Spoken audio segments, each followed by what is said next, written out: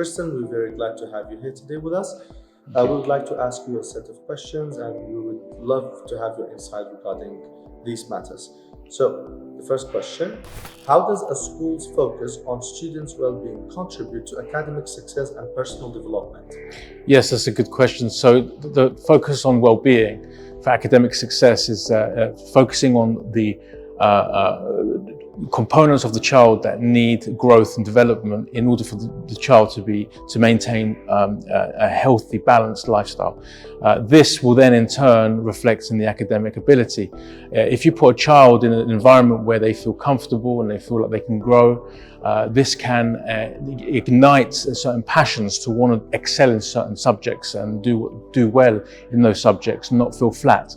But rather, when they sit the exams, they'll have less anxiety, less stress. And so when the school focuses on well-being, as well as academic success, they're really focusing on academic success because well-being feeds into that, you see. In what ways can schools involve parents in fostering a holistic approach to student well-being? When the school looks and sees a child, they are seeing the family unit. It's not just a child alone. A student is not just a child alone, a separate unit alone, it's a family dynamic. So when a school embraces a child, the school has the responsibility to see the family dynamic as well as the child in terms of what would be best for that individual. They feed from each other, the family to the school to the family. So in understanding that the child is multifaceted in its approach, or his or her approach, we take a dynamic which is holistic, which embraces what the child might be doing at home as their hobby, at school, with the curriculum, what they like to read, what they like to do. All these things is a holistic approach. And when you take everything that the child is offering and you can dissect what the child might need, you can then be more progressive in delivering the child to successful results. Isn't it difficult in a culture like what we have in Kurdistan, in Erbil, in which families are not very much involved with sharing certain information of what their kids usually do or what they do all together at home? Wouldn't that holistic approach be a little bit challenging? It will be challenging, but just because it's challenging doesn't necessarily mean it's not to be attempted. We should, as a society, a progressive society, be involved in trying to progress the program and involving the family and teaching the family that if they are involved in their child's progression, academic development, they can then see greater results as a part and parcel of what they're attempting to do with the child. By just attending school alone is not enough, not in today's society. We are interconnected in a certain sense. So taking the child and everything that the child encompasses is a healthy approach to delivering the curriculum that we want to see the child growing. And by doing that, we need to take a holistic approach. But I understand the cultural differences, and sometimes it can be challenging to try and extract certain informations. But nevertheless, we should endeavor to educate the family too in providing that information, which is vital for the child's development. So this is a holistic approach to academia, which will cater to the child's every need, not just one specific narrow need, but every need. That's what we attempt to do. Something that usually is not very much spoken of is mental health. What role does mental health support play in enhancing students' ability to learn and thrive in school? Mental health is paramount. And the reason why it's paramount is because if you take a student who is struggling with mental health issues, depression, anxiety, stress, and you put them into an environment which has certain demands, they will not achieve the level that they are capable of achieving.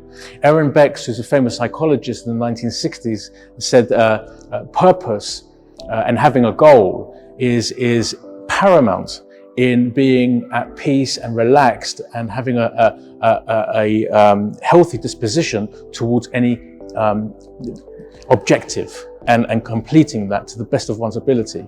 If you do not have a healthy mental well-being, you're not going to achieve the best results. So in case if one of the students did not have a very good mental health, how would school parents could collaborate on this matter and identify the early stages of anxiety and stress? Well, this is why we need interventions. And this is a good thing about this school. First of all, you need to identify any certain patterns or issues that the child might be presenting. The second thing is you need an assessment. We need to qualify what's going on here. And the third thing is we need the treatment. Now, the good thing that I have observed about being at this school is that everything is in place. You have mechanisms in place to review what the child actually needs and to provide that service. So this is paramount in terms of gaining the best from the child. So now let's speak about physical well-being. How does physical health, including nutrition and exercise, impact students' academic performance and overall well-being? Yes, so the idea of physical exercise and fitness is that it increases endorphins in the brain. And if endorphins are increased, you have less of a feeling of stress and more relaxed feeling and more focused as well.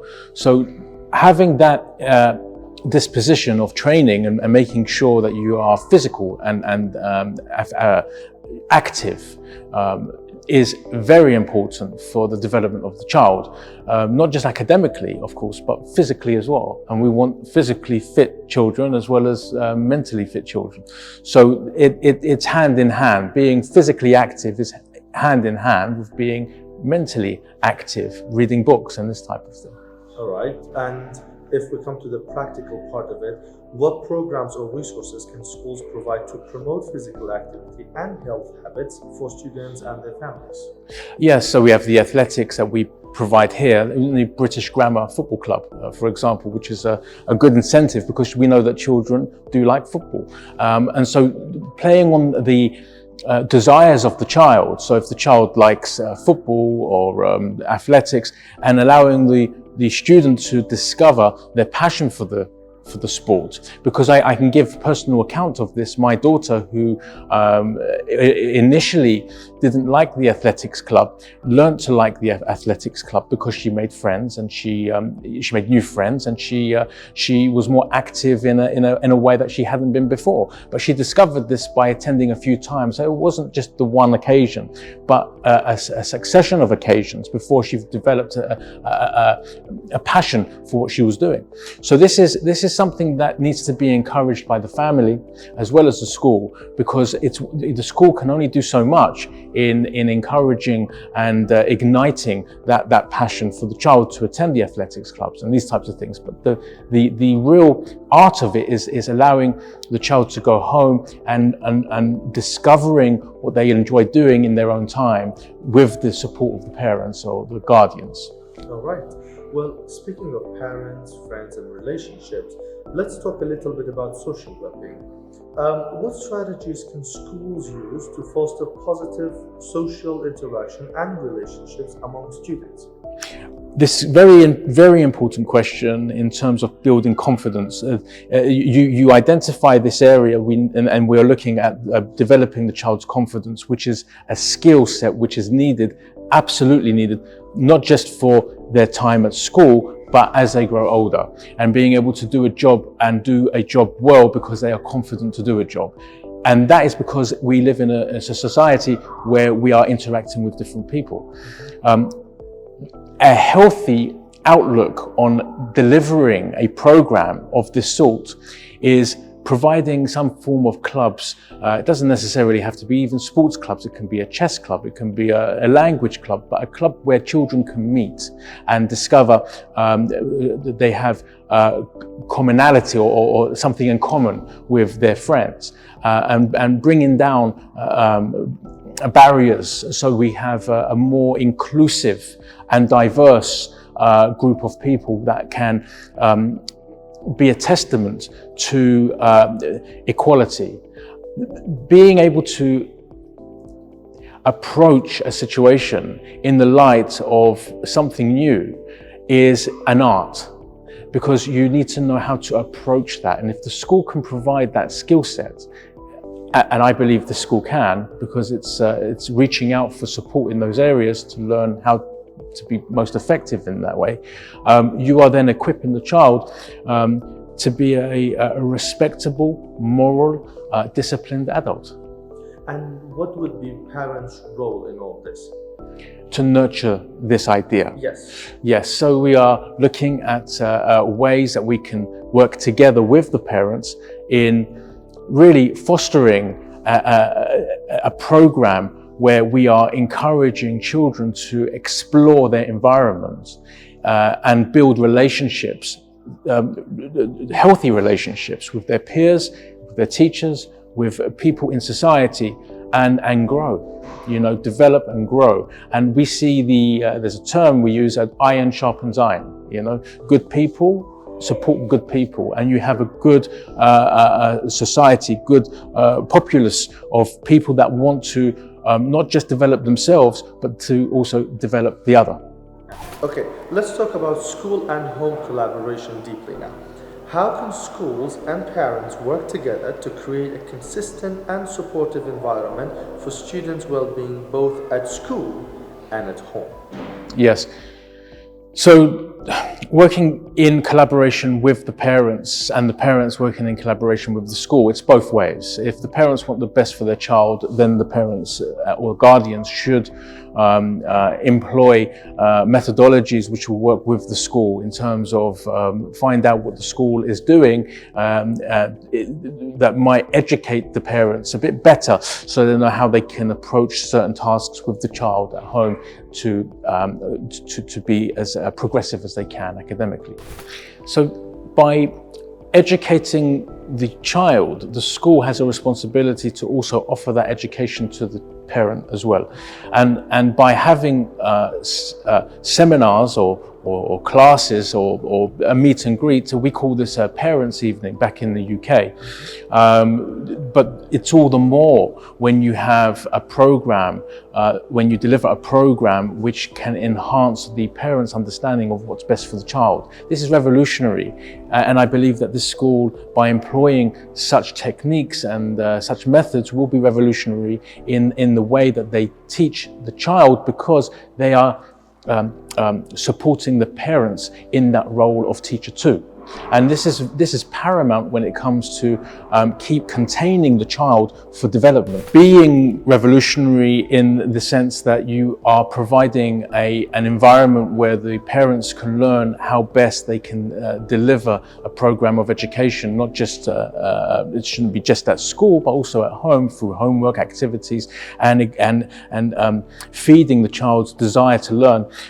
There is a term called a holding environment, which was developed by Winnicott, Donald W. Winnicott, and this was it's an early term, which basically means when you hold a child's environment, you're containing the child to learn and grow, not just at school, but also at home. And it has to be a joint effort between the parents and the school staff, the teachers and the rest, and people in and around the child's life, even friends, for example, study groups, this type of thing.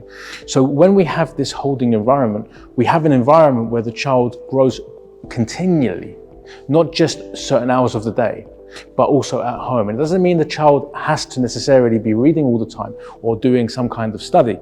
What this means is you are continuing to stimulate the child's interest in subject matter that he or she might find interesting, and cultivating that. So we want to try and endorse and encourage this holding environment, this way of being, keeping the child secure and not lose sight or lose focus of being successful at school.